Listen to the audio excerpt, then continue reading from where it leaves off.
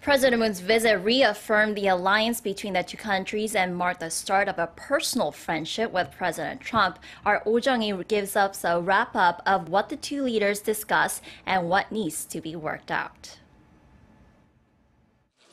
President Moon's first official visit to the U.S. is seen by many as more successful and productive than expected, not only reaffirming the South Korea-U.S. alliance, but reinforcing bilateral trust as well.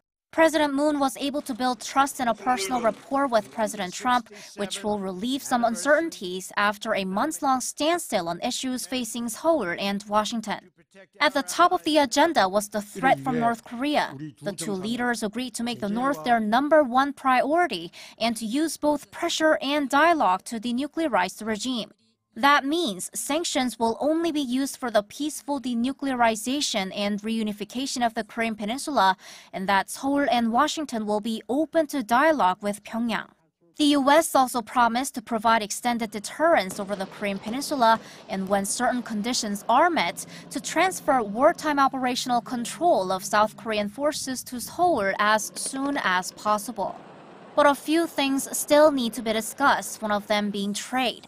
Meeting with Korean reporters based in Washington on Saturday, President Moon stressed that a renegotiation of the two countries' free trade agreement is not part of the agreement he and President Trump reached during their talks.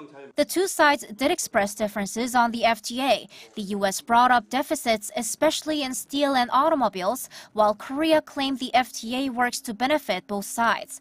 President Moon said the meeting was concluded with South Korea proposing a new working-level task force to examine the effects of the FTA and stressed that anything not on the two leaders' joint statement is not part of any agreement.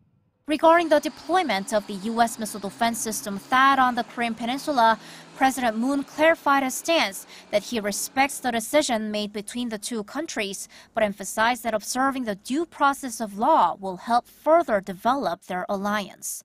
Jung-hee, Arirang News.